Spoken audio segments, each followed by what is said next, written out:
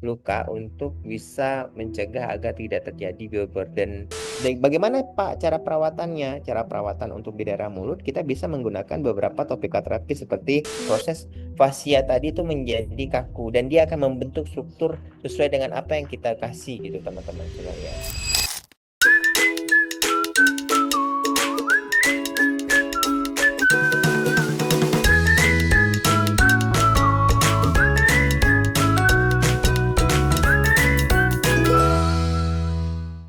Jadi seperti biasa ya, ini adalah kegiatan sharing kita sehingga kegiatan pada kesempatan hari ini adalah sharing yang membahas ya terkait tentang bagaimana tata laksanaan dan ini hanya edukasi dan tidak mengubah salah satunya diagnosa teman-teman sekalian dalam kegiatan apa ya melakukan perawatan khususnya pada materi yang dibahas ya.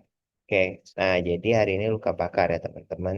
Nah, seperti kita ketahui pada eh, data global ya, seperti World Health Organization atau WHO memperkirakan bahwa 11 juta orang menderita luka bakar. Nah, biasanya nih eh, bia- pada kasus-kasus yang kondisinya di tempat saya ya. Kebetulan tempat saya itu Bapak Ibu kalau seandainya Bapak Ibu mau gali sumur ya dia lebih dari 3 meter keluarnya bukan air tapi minyak gitu tuh. Makanya sebenarnya di tempat saya itu kontakur banyak minyaknya. Jadi biasanya memang beberapa atau eh, yang berhubungan dengan permasalahan seperti sosial ya, dagang ya, dagang-dagang yang butuh pakai minyak atau pakai gas gitu teman-teman ya, atau bahkan rumah yang menjual eh, barang-barang yang mudah terbakar misalnya kayak gitu. Nah itu biasanya kerap sekali kaitannya dengan luka bakar atau yang paling sering adalah ras terkuat kita, ibu-ibu, teman-teman sekalian, yang selalu terkadang sering terjadi luka bakar, sehingga dia harus kita lindungi ya, teman-teman.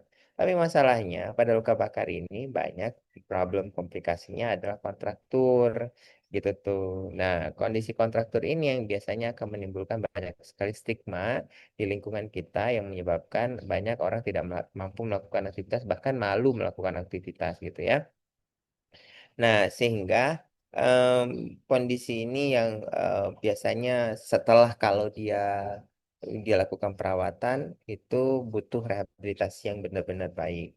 Di samping itu juga ada kondisi di mana luka tersebut terjadi infeksi karena kita ketahui pada saat ketemu pasien dengan luka bakar eh, kondisinya itu ada yang terpapar dengan benda asing, misalnya entah bekas bajunya yang kebakar atau rumah puing-puing rumah yang terbakar ya yang bisa menyebabkan terjadi proses infeksi dan ini menjadi salah satu manajemen yang paling penting dalam tata laksanaan perawatan luka untuk bisa mencegah agar tidak terjadi bioburden bakterinya itu banyak jadi di permukaan luka sehingga butuh manajemen salah satunya ada biofilm secara baik dari kita semua ya.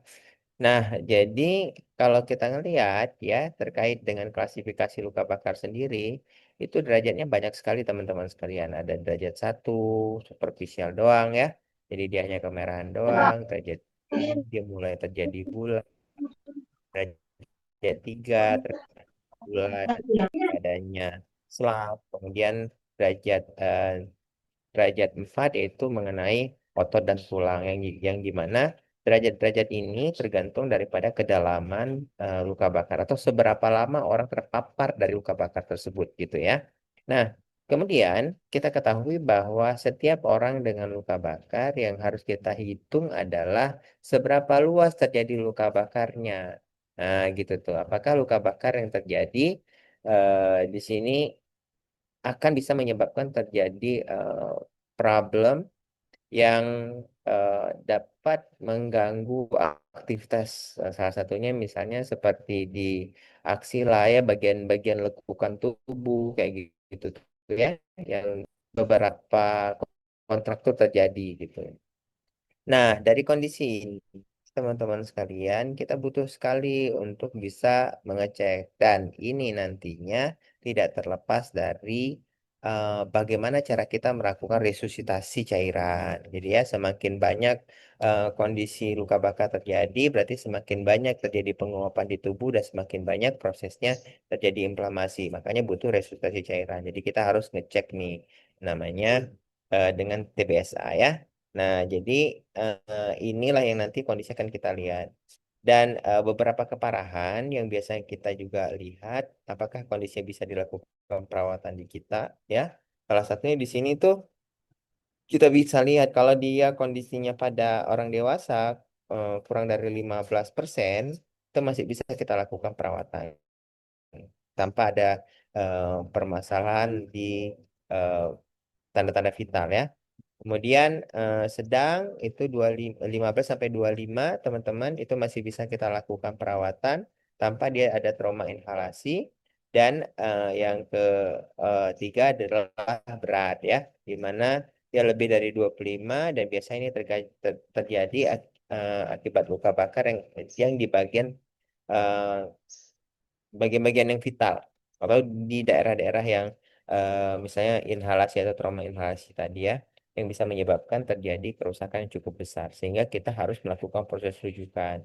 Nah, jadi yang buka praktek mandiri ringan dan sedang itu boleh dilakukan teman-teman dalam proses perawatan luka. Sedangkan lebih daripada ini harus dirujuk sehingga teman-teman yang buka praktek mandiri jangan lupa untuk kerjasama dengan tenaga kesehatan yang lain, salah satunya adalah rumah sakit.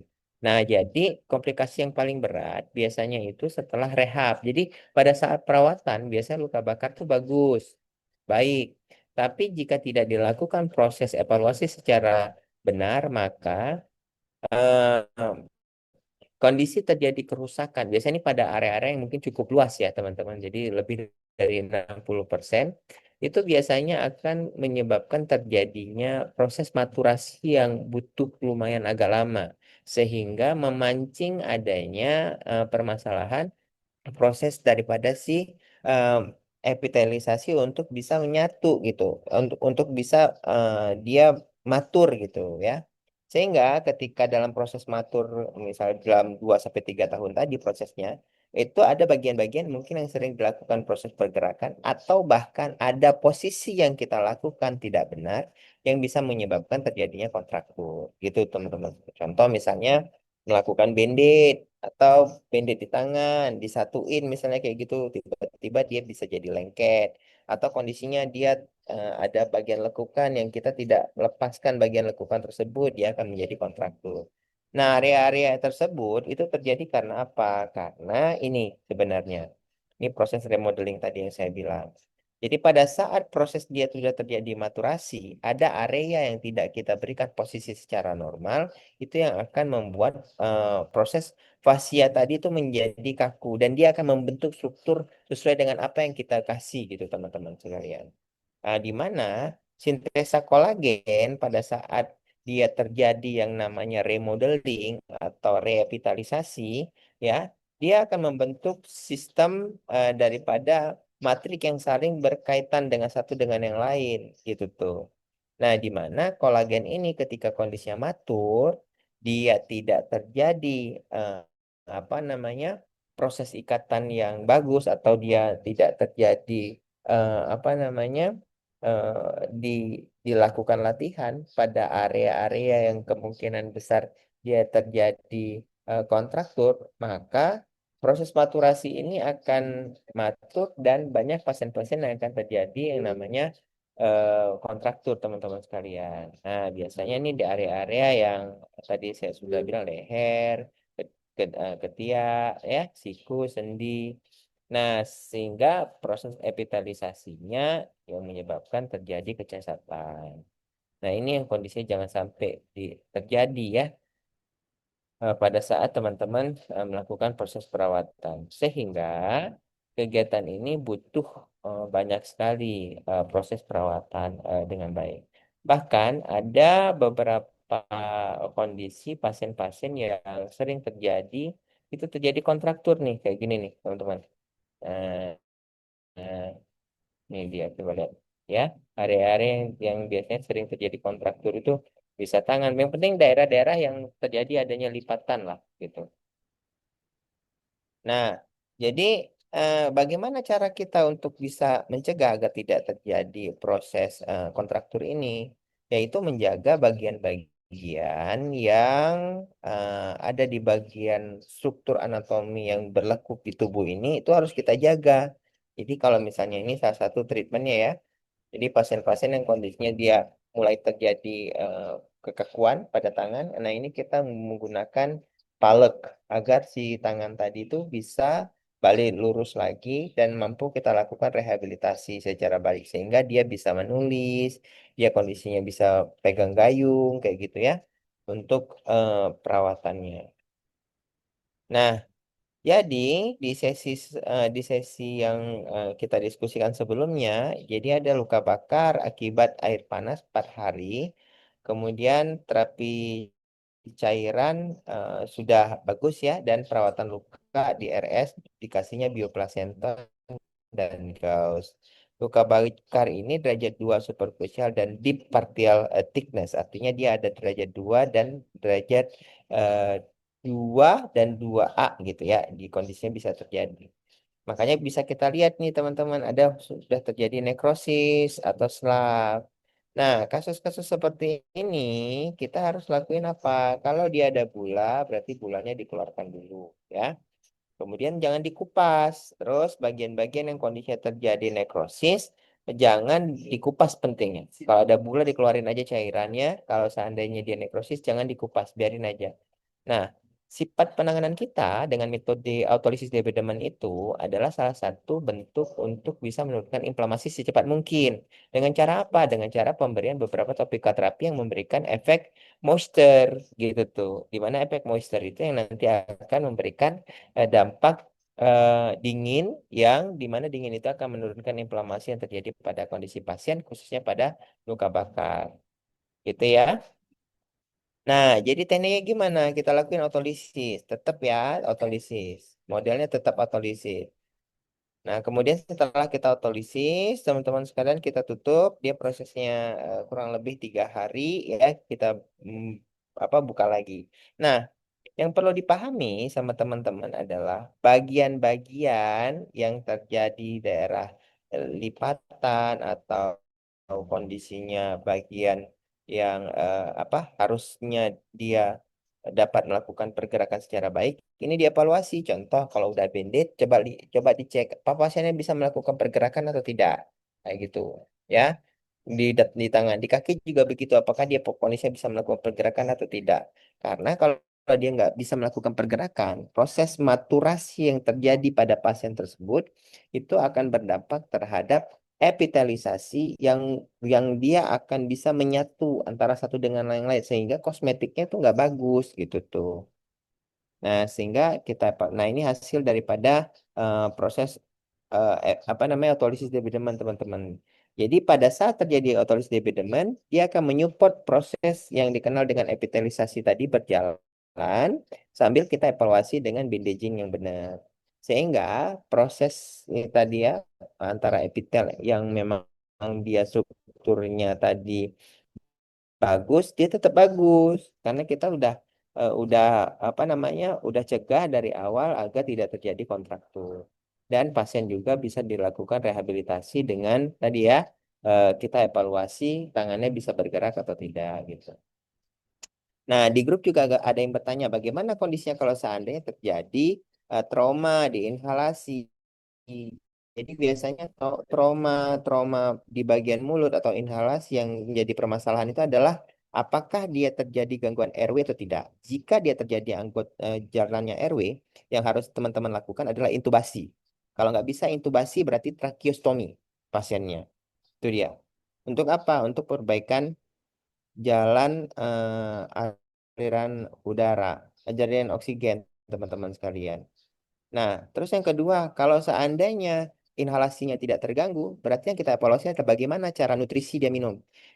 Minum atau makan. Kalau nggak bisa dari mulut, ya, berarti teman-teman menggunakan nasogastric tube atau pakai NGT. Bagaimana Pak cara perawatannya? Cara perawatan untuk di daerah mulut kita bisa menggunakan beberapa topika terapi seperti madu yang misal ditelan nggak apa-apa gitu ya. Kemudian pencucian pakai HOCl yang ditelan nggak apa-apa, boleh. Jadi cuci dulu pakai HOCl, kemudian kumur-kumur pakai madu atau kita boleh berikan madu ke bagian mulut tersebut. Itu nggak apa-apa teman-teman. Yang bisa tertelan tuh aman. Jadi HOCl, kemudian madu itu boleh teman-teman untuk beberapa literatur yang bilang bahwa si HCl itu nggak apa-apa kalau dia ketelan gitu. Jadi cara penanganan perlu ditutup nggak usah ditutup karena di dalam udah ketutup, udah lembab dianya. Jadi dengan ada saliva, kemudian dengan ada cairan tubuh, dia akan terotolisis sendiri gitu. Nah, ditambah tadi beberapa mungkin yang akan mudah tertelan ya, itu boleh menggunakan si madu tadi. Kemudian selanjutnya kalau seandainya rehabilitasinya gimana? Nah, ada beberapa kasus nih pasien-pasien dengan trauma inhalasi. Salah satunya adalah dia terjadi yang di apa namanya parut ya di bagian mulut. Nah, bagian-bagian yang terjadi parut ini, teman-teman sekalian, biasanya kalau dia terjadi kontraktur atau biasanya mulutnya mengecil kayak gitu, teman-teman sekalian, biasa kita bisa rehabilitasi dengan menggunakan yang namanya nih eh, dilatator. Kita pakainya dilatator. Ini biasanya pada kasus-kasus pasien mikrostomia ya. Jadi ada misalnya mulutnya kecil gara-gara dia kebakar kecil sebelah. Nah, ini alatnya. Jadi dilebarin mulutnya atau bahkan dilakukan pembedahan teman-teman sekalian agar kosmetiknya balik lagi gitu ya. Jadi kita boleh menggunakan mode split namanya ya. Jadi ini adalah salah satu penggunaan diterapkan dalam proses melakukan si mulut tadi itu biar nggak kecil. Jadi ditarik dia biar kondisinya besar pakai si alat ini ya. Ya, nah, kemudian diedukasi eh, ke pasien biasanya dengan beberapa lama pemakaian, kemudian pembersihan splitnya juga kondisi harus kita lakukan perawatan dan pasien tersebut itu dicoba untuk dilonggarkan. Jadi dia untuk melakukan aktivitas pergerakan sambil si apa namanya mulutnya tadi dipasang mouth split ini gitu. Nah, itu dia beberapa teknik ya biar nggak terjadi kontraktur pada pasien-pasien yang terjadi luka bakar di daerah mulut atau hidung atau apa namanya bagian dalam lah, bagian mulut lah ya gitu. Nah, ini beberapa teknik yang teman-teman bisa lakukan. Oke, saya kembalikan ke BP. Oke, Bapak Ibu semuanya. Hari ini kita belajar banyak ya terkait dengan gimana sih supaya kita kalau lagi ngerawat pasien luka bakar itu nggak sampai kontraktur ya, karena nantinya khawatirnya adalah bisa mengganggu aktivitas sehari-hari dari pasien itu sendiri. Oke, Bapak Ibu semuanya yang hadir pada siang hari ini, apakah ada pertanyaan untuk Nurse Kana? Pertanyaan dari Pak Rohmat ya terkait dengan tata laksana luka bakar di dalam mulut. Nah, mungkin tadi Mungkin bisa diulang sedikit ya, lagi tuh, Nurskana. ya, oke. Jadi kalau di dalam mulut seperti tadi saya sudah jelaskan ya. Jadi salah satunya adalah lihat. Kalau dia ada trauma inhalasi, itu berarti teman-teman diharuskan untuk membebaskan dulu jalan aliran udaranya. Misalnya pakai tracheostomi atau intubasi. Jika intubasi nggak bisa, tracheostomi yang dilakukan. Itu paling penting dulu. Karena kalau misalnya luka bakarnya kita ituin dulu, otomatis orang pasti akan meninggal dunia karena nggak masuk oksigen. Itu satu. Terus yang kedua tadi saya bilang, kalau misalnya trauma inhalasinya bagus kayak gitu, maksudnya dia nggak ada trauma, berarti pembersihannya boleh menggunakan HOCl, jadi boleh dikumur-kumur tuh pasiennya pakai HOCl, karena HOCl kok ketelan nggak apa-apa teman-teman ya. Tapi jangan HOCl yang di apa namanya yang di baunya Backlin ya. Kalau AOCL yang dihirup baunya backlint tuh nggak rekomendasi ya untuk teman-teman apakah kalau dia bisa ketelan atau enggak ya itu dia. Terus yang kedua adalah boleh menggunakan madu, teman-teman boleh menggunakan madu, dikasih madu pasiennya. Terus yang selanjutnya tadi ya saya bilang kalau terjadi kontraktur rehabnya ada alat tadi ya yang dipasang namanya mouth plate itu tujuannya untuk membuka si mulut tadi biar dia nggak ngecil, nggak ngeciut. Jadi dipasang di mulut begini deh untuk membuka si bagian mulut tadi. Mungkin begitu ya Pak Rohmat, seperti tadi gambar yang udah saya sharein juga. Thank you. Biasanya kita tuh kalau ada Oke. Bapak Ibu yang lainnya mungkin mau ada pertanyaan secara langsung kepada Nurse Kana nih, mumpung ada kesempatan, boleh raise hand. Ada yang mau bertanya langsung kepada Nurse Kana?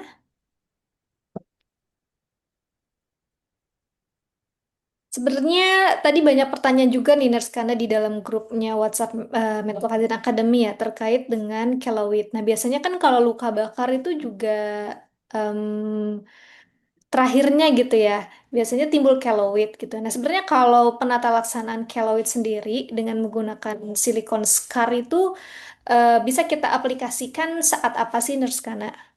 Oke, jadi teman-teman kalian, silikon scar itu adalah salah satu bentuk dressing yang bisa menekan atau membuat rata epitelisasi. Sebenarnya begitu. Nah, jadi pada saat prosesnya dia udah lebih dari misalnya 1 minggu udah kebentuk epitelisasi, teman-teman sekalian, itu bakalan agak susah memang untuk membuat dia kondisinya jadi rata. Jadi memang butuh apa namanya rehabilitasi berbulan-bulan kondisinya, ya. Nah, sehingga tahap fase apa yang kondisinya kita bisa lakukan?